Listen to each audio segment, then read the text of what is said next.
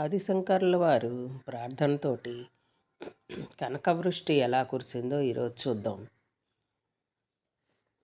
ఆ రోజుల్లోనూ గురుకులంలో విద్యాభ్యాసం చేస్తూ ఉండే విద్యార్థులందరూ కూడా ప్రతిరోజు ఆ ఊళ్ళో ఉన్న కొన్ని ఇళ్లకు వెళ్ళి భిక్షాన్నాన్ని స్వీకరించే పద్ధతి ఉండేది.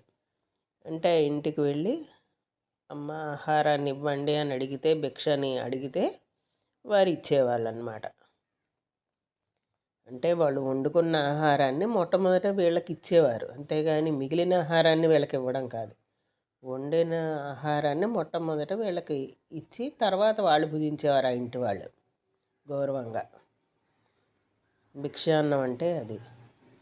ఇలా ప్రతిరోజు భిక్షకు వెళ్ళేవాడు ఈ చిన్న వయసులో ఉన్న ఈ ఆదిశంకరాచార్యుల వారు కూడా. ఒకసారి ఈ ఆదిశంకరుడు భిక్ష తీసుకోవడం కోసం ఒక కటిక పేదరాలు, ఆవిడ దగ్గర ఏమీ లేదు, అటువంటి ఇంటికి వెళ్ళడం జరిగింది.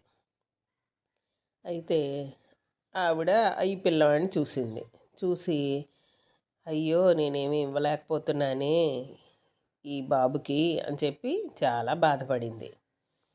కానీ ఈ పిల్లాడిని ఏమి ఇవ్వకుండా పంపించడానికి ఆవిడ మనసు అంగీకరించలేదు. అంటే అప్పట్లో ఆ పద్ధతి ఉండేది.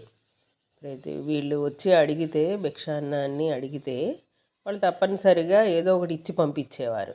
ఎందుకంటే వీళ్ళు సన్యాసం స్వీకరించి తపస్సులో ఉండేవారు.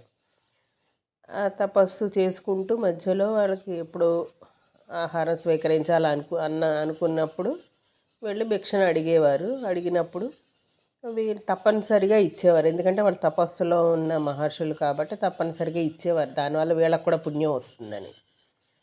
అందుకని ఈ పిల్లవాడు వచ్చి అడిగేసరికి ఆవిడకి ఏమీ ఇవ్వకుండా ఈ పిల్లవాడిని పంపించడం ఆవిడకి ఇష్టం లేదు.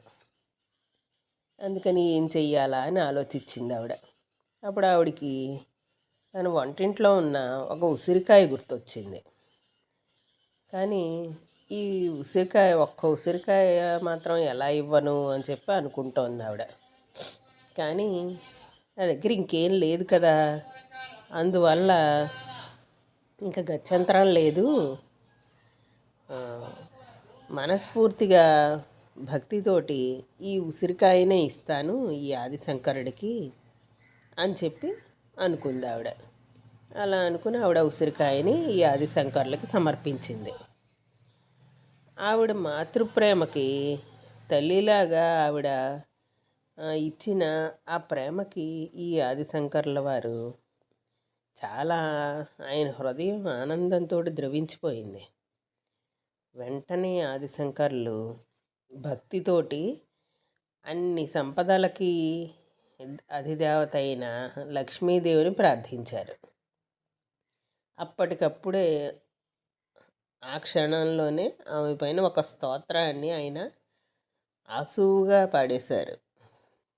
అంటే అప్పటికప్పుడే ఒక స్తోత్రాన్ని ఆయన ఆ లక్ష్మీదేవి మీద స్తుతించారన్నమాట. అప్పటికప్పుడు ఆశ్చర్యంగా వెంటనే లక్ష్మీదేవి కూడా ప్రసన్నురాలయ్యింది. ఈయన యొక్క తపశ్శక్తికి ఆవిడ పిలిచిన వెంటనే ఆవిడ ప్రత్యక్షమైందనమాట.